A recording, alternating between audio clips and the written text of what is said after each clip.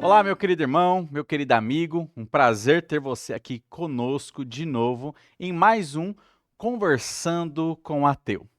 Nessa série, nós estamos aqui estudando alguns argumentos que provam a existência de Deus. O intuito desta série e destes estudos são para que você esteja embasado, fortalecido na sua fé, sabendo no que você crê, sabendo no que a palavra de Deus de fato fala, para que você possa ter certeza absoluta de que a Bíblia ela é real, verdadeira e absoluta. E dessa maneira também você ter argumentos para conversar com alguém, algum amigo seu, algum colega, algum conhecido, para que não aceita a realidade da existência de Deus. Dessa maneira você tendo assim argumentos para convencê-lo e, evidentemente, evangelizá-lo. Então vamos lá. Para hoje, nós iremos estudar a respeito da ressurreição de Jesus Cristo. Meus irmãos, este é um dos temas muito atacados na fé cristã. Muitas pessoas resistentes ao evangelho vão atacar este fato da ressurreição de Cristo. Talvez você conversando com alguém ou ouvindo ateus, pessoas que não acreditam em Deus pela internet, talvez você já ouviram alguns ataques como a ressurreição nunca aconteceu, a ressurreição apenas foi uma narrativa que os primeiros discípulos eles inventaram. Talvez você já ouviu falar de que algumas pessoas roubaram o corpo de Jesus e sumiram com esse corpo e depois saíram pregando, dizendo que Jesus de fato ressuscitou, aqueles discípulos de Jesus, e aí saíram pregando que Jesus ressuscitou, mas eles sabiam que aquilo era mentira, eles roubaram o corpo.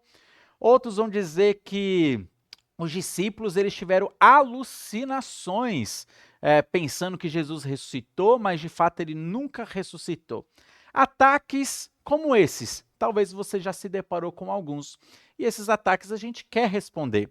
Alguns a gente vai perceber que chega até o absurdo afirmar algumas desses ataques. Mas vamos lá então, vamos estudar a respeito da ressurreição. Não tem como eu falar da ressurreição sem ler um dos capítulos que mais falam da ressurreição na Bíblia. Eu imagino que você já saiba qual capítulo é este e qual livro.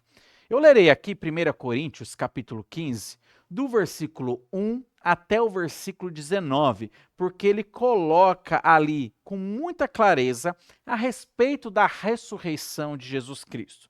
Paulo, aqui neste contexto, ele está falando à igreja de Corinto e ele está, evidentemente, resolvendo um problema que estava entrando na igreja de Corinto e ele vai falar então sobre a ressurreição.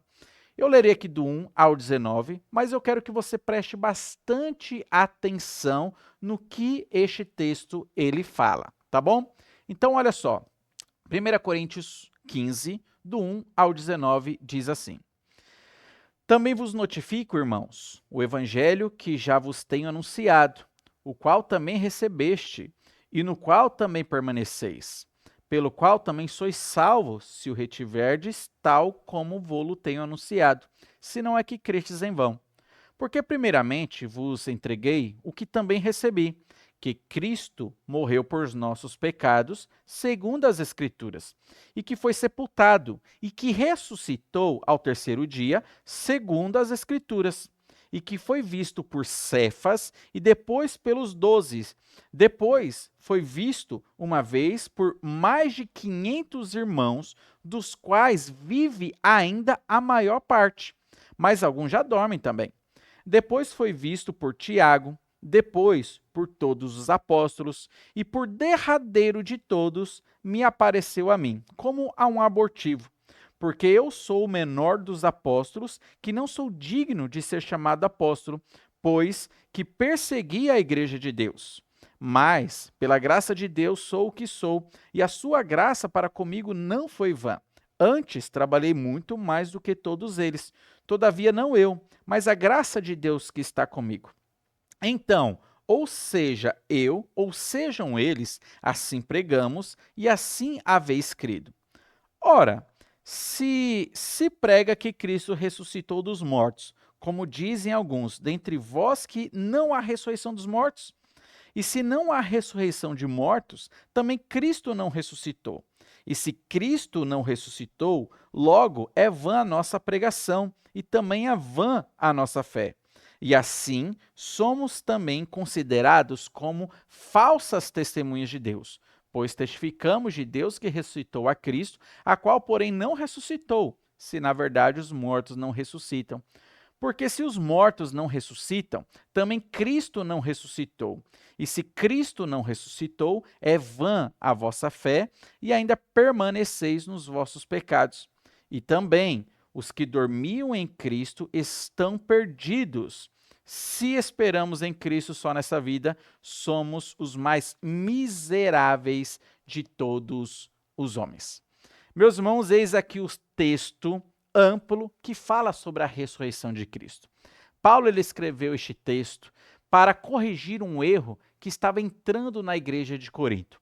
Algumas pessoas estavam abraçando, de certa maneira, o ateísmo, dizendo que ressurreição não existe. E aí, então, Paulo, para corrigir esse problema, ele fala, e inclusive coloca o cristianismo em xeque. Perceba bem, a Bíblia é o único livro que se coloca à prova de fogo diante de todas as pessoas, dizendo: eu duvido vocês dizerem que eu estou errado. Você não vai ver isso em nenhum outro livro, sejam livros espirituais, livros de outras religiões, somente a Bíblia se coloca na trincheira, na frente dos seus críticos e diz: duvido vocês acharem um erro em mim. Foi isso que esse texto está fazendo. A Bíblia está dizendo o seguinte, e Paulo entra num argumento de suposição com a igreja de Corinto. E ele começa a falar: tudo bem, vamos imaginar que a ressurreição não existe. E aí ele vai mostrar aqui as consequências deploráveis de não haver ressurreição. E ele começa a falar: vamos então imaginar que a ressurreição não existe, que não vai acontecer ressurreição e ninguém vai ser ressuscitado. Se a ressurreição não existe, o nosso Senhor Jesus, ele também não ressuscitou. Se Jesus não ressuscitou, é vã a nossa pregação, é vã a nossa fé, é vã o nosso cristianismo. Olha, a gente pode comer e beber, se alegrar, buscar as nossas alegrias aqui na terra, porque amanhã simplesmente morreremos e não temos esperança, se Cristo de fato não ressuscitou. Você percebe que Paulo está dizendo que a ressurreição de Cristo, ela compõe a centralidade do evangelho? E se você provar que Cristo não ressuscitou, você conseguiu acabar com o cristianismo. Você acabou com a Bíblia, você acabou com o Antigo Testamento, você acabou com o Novo Testamento, você acabou com todo o cristianismo. Todos os crentes estão perdendo tempo ao crer em Deus, ao ir para a igreja, a fazer aquilo que a Bíblia ordena que a gente faça, a evangelizar, a pregar. Todos nós estamos perdendo tempo se Cristo não ressuscitou. E aí então o que Paulo faz? Coloca à prova a ressurreição de Cristo, dizendo: eu duvido vocês provarem que Cristo não ressuscitou. E é isso que a Bíblia faz, é isso que nós também faremos aqui. E a minha jogada, para você que não acredita em Deus, com todo amor, com todo carinho, mas para que você seja levado a uma reflexão, eu duvido você provar que Cristo não ressuscitou. Mas quando nós analisamos os fatos, nós temos argumentos claros que mostram que de fato Cristo ressuscitou. Evidentemente, eu não estava lá 2000 anos atrás para ver Cristo ressuscitado. Eu não estava lá para tirar uma foto. Eu não estava lá para fazer uma filmagem da ressurreição dele, mostrando que ele morreu e depois de 3 dias ressuscitou. Eu não estava lá. Mas nem por isso nós estamos carentes de evidências da ressurreição. Não, pelo contrário, nós temos evidências claras de que Cristo de fato ressuscitou. E eu quero que você veja estas evidências. Vamos lá então, argumentando também, mostrando alguns ataques de algumas pessoas tentando aí desmistificar a ressurreição de Cristo. Algumas pessoas vão dizer para nós que a ressurreição de Cristo não passou de uma narrativa, não passou de uma criação, foi apenas uma invenção. A ressurreição, eles vão dizer, foi uma narrativa inventada pelos discípulos. Mas vamos lá, vamos perceber se isso realmente foi uma invenção. A Bíblia fala e relata que um grupo de mulheres foram as primeiras e as principais relatoras da ressurreição. Foram as mulheres que foram ao túmulo e viram Jesus Cristo com seus próprios olhos, recebendo assim a notícia de que ele estava vivo. Depois que Jesus foi crucificado, morreu na cruz, depois de 3 dias, essas mulheres foram ao túmulo onde Jesus Cristo estava ali, para que elas pudessem balsamar, passar alguns perfumes ali, algumas especiarias no corpo de Cristo. Mas ao chegarem lá, elas viram Jesus ressurreto. Esta é a narrativa bíblica. Eu, inclusive, quero ler com você esse trecho, que está lá em Lucas, Evangelho de Lucas. Todos os evangelhos, os 4, inclusive, eles falam da morte e da ressurreição de Jesus Cristo. E aqui eu quero ler esse texto de Lucas, que está em Lucas capítulo 24. Eu lerei aqui para você o versículo 1 ao 3, que dizem assim: E no primeiro dia da semana, muito de madrugada, foram elas, as mulheres, ao sepulcro, levando as especiarias que tinham preparado. E acharam a pedra revolvida do sepulcro. E entrando, não acharam o corpo do Senhor Jesus. Perceba bem, na narrativa bíblica, mostra que as mulheres foram as principais relatoras da ressurreição de Cristo. Elas foram as primeiras a verem Jesus Cristo e elas saíram contando para outras pessoas que de fato Cristo ressuscitou, que ele não estava no túmulo. Inclusive Maria Madalena viu Jesus Cristo com seus próprios olhos, abraçou os pés de Jesus Cristo e tudo mais. Beleza. Olha, meus irmãos, será que realmente os discípulos, eles inventaram essa história da ressurreição? Seria improvável, se eles tivessem inventado essa história, seria improvável que eles colocassem dentro dessa narrativa como as principais relatoras mulheres. Por que que seria improvável? Porque naquela cultura as mulheres não tinham voz. Inclusive, eles escolheram dessa maneira algumas mulheres com passados duvidosos. Olha só, além de não ter voz, a voz delas não era valorizada na sociedade, eles ainda escolheram mulheres que tinham passados duvidosos. Por exemplo, Maria Madalena, que foi uma das que estavam ali e relataram da ressurreição de Jesus Cristo, a Bíblia fala que ela vivia endemoniada. Perceba como então, dessa maneira, ela talvez tinha ali um certo desprezo pela comunidade por causa do seu passado. Maria, mãe de Tiago, era uma outra mulher que estava naquele cenário, naquele evento também, e a Bíblia quase não fala dela. É uma mulher quase oculta na Bíblia ali. Ela quase não fala nada dessa mulher. Outra mulher que estava ali era Salomé. E Salomé, provavelmente, ela era a mãe dos conhecidos Boanerges, que teve o seu pedido, inclusive, rejeitado por Jesus. Ela fez um pedido a Jesus Cristo e Jesus Cristo publicamente rejeitou o pedido dela. Perceba que são mulheres que têm um passado duvidoso, que tiveram uma conotação talvez negativa, um pedido rejeitado por Jesus Cristo, e foram essas mulheres que os discípulos escolheram para ser as principais relatoras inventando essa história. Olha, se a gente vai inventar uma história, a gente precisa fazer e começar melhor. Se você vai inventar uma mentira, eu creio que você vai elaborar melhor essa mentira. Você não vai colocar a mentira lá embaixo. Não, você vai tentar elaborar melhor essa mentira. A gente começa a perceber que não foi uma invenção dos discípulos, porque se você vai contar uma mentira, você tem que começar contando essa mentira melhor, escolhendo pessoas mais confiáveis, escolhendo pessoas ali que de fato têm voz na sociedade para convencer o maior número de pessoas. Então seria improvável que eles escolhessem logo mulheres que não tinham voz na sociedade e, para piorar a situação, mulheres que tinham passado duvidoso. Se você quer que uma mentira tenha uma abrangência grande, você de fato tem que começar então melhor, escolhendo pessoas mais convincentes, escolhendo pessoas ali que de fato tenham uma voz ativa na sociedade. Então não, essa história de que a narrativa da ressurreição foi uma invenção dos discípulos é papo furado. Inclusive quem fala isso não consegue provar nada. Mas tem um outro ataque que algumas pessoas fazem, e essa talvez chega até ser absurda. Alguns vão dizer que de fato Jesus não morreu.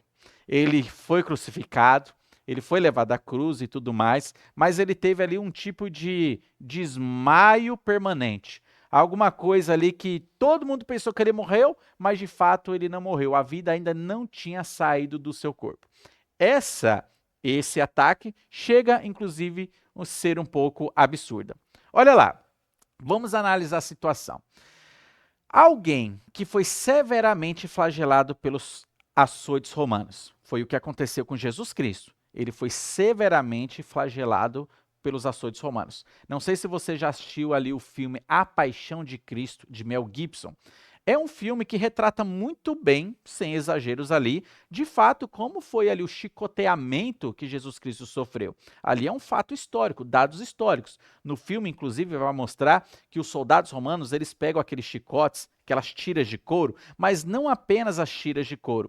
Na ponta dessas tiras tinham ali pedaços de ossos, em algumas pedaços de metais, e no filme, inclusive, mostra quando um dos soldados chicoteia Jesus, aqueles ossos cravam nas costas e na pele de Jesus, e quando puxa, sai cortando tudo.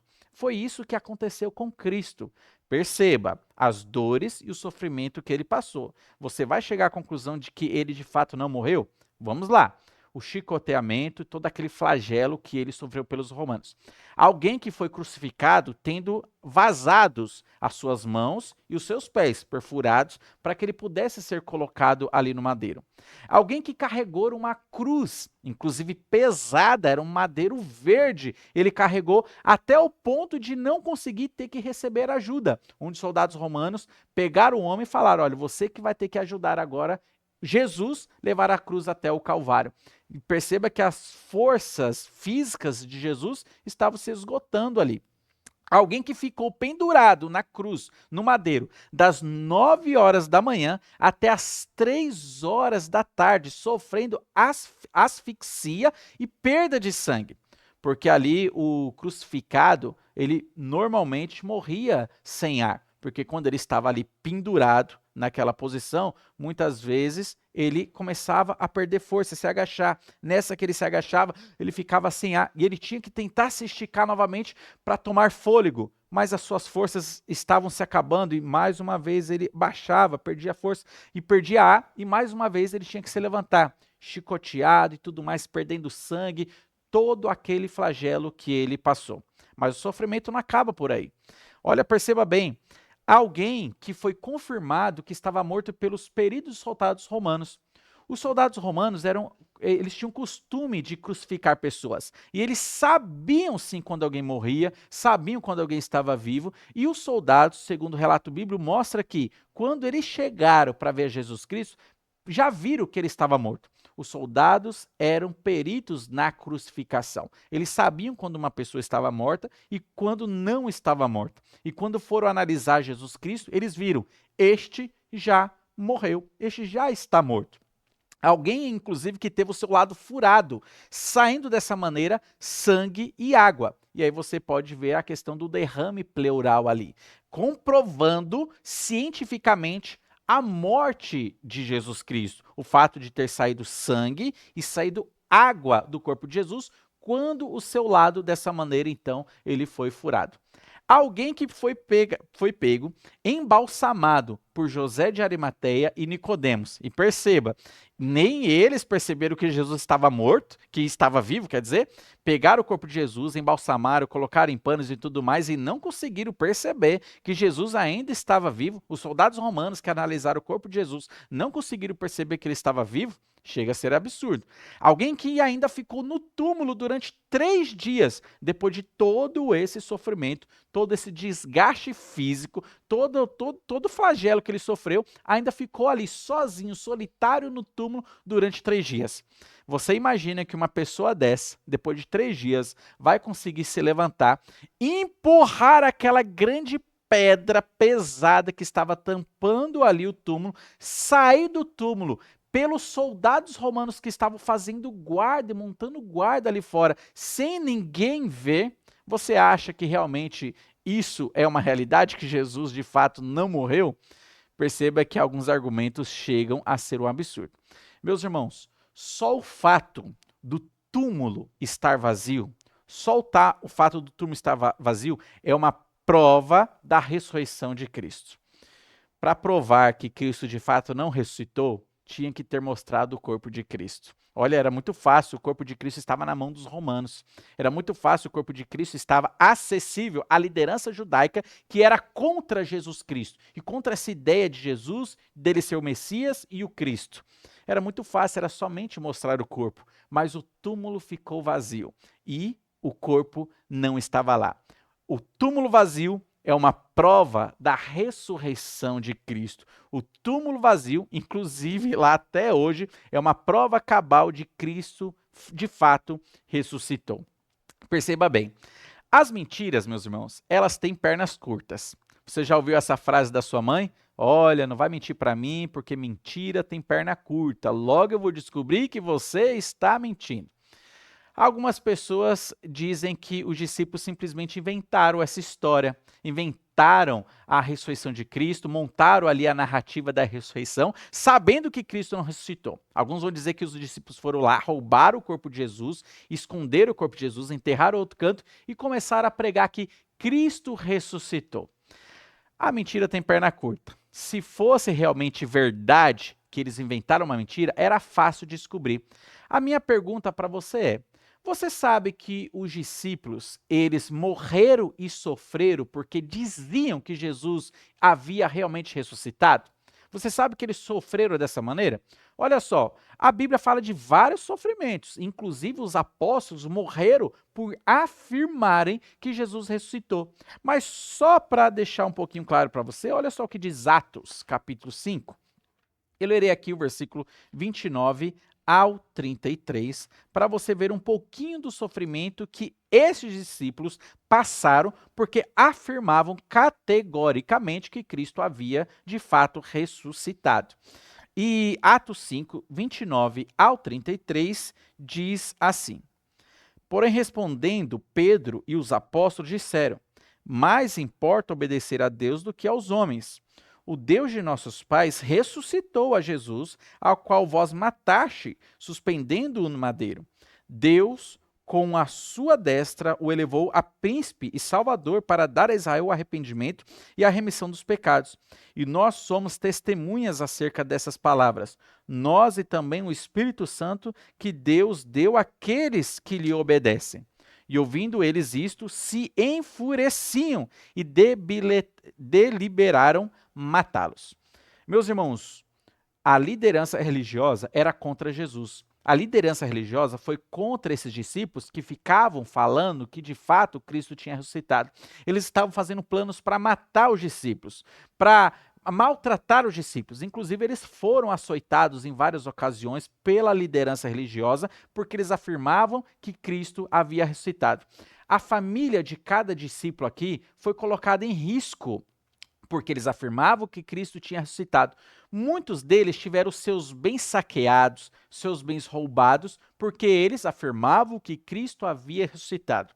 Quando você vê a história de todos os discípulos, você vai perceber que eles entregaram as suas vidas por afirmarem que Cristo havia ressuscitado. E a minha pergunta para você é: você sofreria e morreria por uma mentira? Você continuaria sustentando uma mentira, mesmo sabendo que sua família seria morta e que os seus bens seriam roubados? Eu creio que não. Eu não sofreria por algo que eu sei que é mentira. Se eu estivesse inventando uma mentira, mas eu percebesse que essa mentira me levaria para a morte, me levaria para um sofrimento, me levaria a ver os meus filhos mortos, a minha esposa morta, os meus bens saqueados, eu logo deixaria essa mentira para lá. Eu não continuaria sustentando essa mentira. Eu falaria: não, eu não vou sofrer não, eu não quero morrer, eu não quero perder minha família. Não, Cristo não ressuscitou. Você nota que os discípulos eles sustentaram este argumento até a morte. Isso é uma prova de que Cristo de fato ressuscitou, porque ninguém mente para morrer. Ninguém, sabendo que é uma mentira, sustenta essa mentira até morrer. Meus irmãos, ninguém mente para perder. A gente mente para ganhar. Ninguém mente para perder. Grave bem essa frase. A gente mente para ganhar. O martírio deles é uma prova da veracidade da ressurreição. O fato dos discípulos sustentarem a ressurreição até a morte é uma prova cabal de que, de fato, Cristo ressuscitou. Você morreria por uma mentira? Eu creio que não. Você não chegaria a essa tolice de morrer sabendo que algo é uma mentira. Você logo deixaria de sustentar essa mentira, porque ninguém mente para perder. Quando alguém mente, se mente para ganhar. Mas um outro ataque que alguns falam sobre a ressurreição. Alguns vão dizer, mas os discípulos, eles sofreram alucinações. Foi por isso que eles inventaram esse relato da ressurreição de Jesus. Jesus não ressuscitou não, mas os discípulos, pelo fato de ter um carinho muito grande, uma consideração muito grande, ter Cristo em autoestima, realmente ali ter um amor tremendo por Jesus, quando Jesus morreu, eles ficaram ali atordoados emocionalmente. Então, eles começaram a ter alucinações, que é uma proteção do seu próprio corpo para fazer com que o seu coração não fique triste. E eles então acharam que estavam vendo Cristo, tendo dessa maneira alucinações. Será que isso realmente é verdade? Perceba bem, alguns ataques chegam ao cúmulo do absurdo. Primeiro, alucinações não explicam o túmulo vazio. E aí? Como que você explica? Né? Alucinações não explicam. O túmulo continua vazio. O túmulo estava vazio. O corpo de Jesus não estava lá. E a gente percebeu que essa ideia de que os discípulos roubaram o corpo de Jesus e sustentaram uma mentira é furada. Eles morreram por isso. Eles morreram por falar que Cristo ressuscitou. Viram seus filhos sendo atacados, sua família sendo atacada, seus bens sendo roubados. Eles sofreram por causa deste argumento. Então é furada. Mas essa ideia também de alucinações não cola. Por quê? Primeiro, a alucinação não explica que o túmulo estava vazio. O túmulo continua vazio. É uma prova irrefutável da ressurreição de Cristo. Outra coisa, no texto em que nós lemos aqui em 1 Coríntios capítulo 15, quando Paulo começa a falar a narrativa da ressurreição, começa a falar para quem Jesus Cristo começou a aparecer. E apareceu para Cefas, apareceu para Tiago, e o texto fala que ele apareceu de uma vez só para mais de 500 pessoas. De uma vez só, mais de 500 discípulos viram com seus próprios olhos a Jesus Cristo. Olha só, alucinações não são experimentadas por grupos. Alucinações são experimentadas apenas por indivíduos, no campo individual. Não existe alucinação coletiva. Alucinações acontecem apenas com uma pessoa só. E o texto está falando que foi por mais de 500 pessoas que Jesus ele apareceu. Inclusive Paulo, quando ele falou isso, ele falou, olha, e a maioria está viva até agora. Ou seja, o que Paulo estava falando? Qualquer um agora pode ir lá, no tempo dele, falar com essas pessoas para tirar prova. Você viu Jesus, você viu Jesus, você viu Jesus, e as 500 ali, das que estavam vivas, desse grupo de 500, poderiam falar tranquilamente, sim, nós vimos Jesus coletivamente com os nossos próprios olhos, fomos testemunhas oculares da sua ressurreição. Alucinações não acontecem no coletivo, alucinações só acontecem no campo individual. Uma pessoa só, ela pode sim ter alucinações, mas no coletivo, alucinações não acontecem. E perceba, essas mesmas pessoas viram Jesus em outras ocasiões. E eles também não estavam sozinhos nessas ocasiões, estavam em grupos em outras ocasiões. Alucinações não acontecem em grupo. E outra coisa, se fosse de fato alucinações, por que os judeus e os romanos, eles não acabaram com o cristianismo rapidamente mostrando o corpo falecido? Era fácil, era só pegar o corpo e falar, olha, o corpo de Jesus está aqui, ele não ressuscitou, vocês estão tendo apenas alucinações. Percebam que os cristãos eram minoria ali. Os judeus, contrários a Jesus, junto com os romanos, eram maioria. Olha só, se os judeus não queriam que o cristianismo crescesse, era fácil desmontar essa mentira. Era só pegar o corpo e mostrar, o corpo está aqui. O corpo estava na mão dos romanos, estava guardado pelos soldados romanos. Era fácil, era só pegar o corpo e mostrar para os discípulos dizendo, o que vocês estão tendo são alucinações. Vocês, pequeno grupo aí, ó, vamos acabar com essa baderna, vamos acabar com essa bagunça, porque o corpo está aqui. Por que que eles não acabaram então com essa ideia se fosse realmente alucinações? Os discípulos eram minoria. A maioria eram de romanos, eram de judeus, inclusive eles conseguiram levar Jesus para a crucificação porque eles eram a maioria. Lembra que no relato da crucificação a multidão gritava: "Crucifica-o! Crucifica-o!" Todos eram contra Jesus. Apenas uma pequena minoria cria em Jesus e era a favor dele. Para acabar com uma alucinação, era muito fácil. Era simplesmente a maioria mostrar: vocês estão tendo alucinações porque o corpo de Cristo, ó, está aqui ainda. Ele não ressuscitou. Mas o fato deles não terem o corpo de Cristo, o fato do túmulo estar vazio, é uma prova de que os discípulos não tiveram alucinações. E outra, alucinações não acontecem no coletivo, só acontece no âmbito individual. Qual é a conclusão que nós chegamos aqui então? A conclusão que eu quero ler para você é a finalização daquele capítulo de 1 Coríntios capítulo 15. Eu lerei agora o versículo 20. Lembra aí do 1 ao 19? Paulo ele começa a falar da ressurreição, mostra que o Antigo Testamento já profetizava da ressurreição de Cristo. Ele começa a falar que quando Cristo ressuscitou, várias testemunhas oculares viram, presenciaram a Jesus Cristo ressurreto, inclusive um grupo, uma vez só, mais de 500 pessoas, e depois ele começa a falar: olha, se Cristo não ressuscitou, acabou a fé, acabou o cristianismo, acabou a pregação, a Bíblia pode ser jogada fora, a gente vai comer e beber e se alegrar porque amanhã morreremos. Mas sabe qual é a conclusão que Paulo chega? Olha só o versículo 20 que diz assim: mas agora, de fato, Cristo ressuscitou dos mortos e foi feito as primícias do que dorme. A conclusão de uma análise sincera sobre a ressurreição de Cristo é esta: de fato, Cristo ressuscitou. Se eu for sincero ao analisar, estudar sobre o relato da ressurreição de Cristo, olhando as evidências, eu vou chegar nessa conclusão: de fato, Cristo ressuscitou. Não tem como eu jogar outro argumento. Quem joga esses ataques não tem como provar. Quem joga esses ataques falando que foi uma narrativa inventada, que os discípulos roubaram o corpo de Jesus, que foi a alucinação, não tem como provar. Eles simplesmente ficam no ataque, mas não tem como provar. Pessoas sinceras, quando vão estudar o relato da ressurreição, a conclusão que se chega é esta: de fato, Cristo ressuscitou. Lembre disso. Ninguém mente para perder. Quando alguém mente, seria para ganhar. A ressurreição não foi uma mentira. Os discípulos morreram por isso. Suas famílias foram atacadas por isso. Seus bens foram saqueados por isso. E mesmo assim sustentavam a narrativa da ressurreição, porque ela de fato aconteceu. Que Deus abençoe grandemente a sua vida. Espero que mais este estudo de hoje, agora olhando para a ressurreição de Cristo, possa embasar mais a sua fé, fortalecer a sua fé, para que você não tenha sombras de dúvidas que de fato Cristo ressuscitou. E dessa maneira você também terá argumentos para convencer aquele que ainda está endurecido de coração, resistente à ideia do cristianismo, à verdade absoluta da palavra de Deus, de que Cristo morreu e ressuscitou, porque ele morreu e ressuscitou pelos nossos pecados.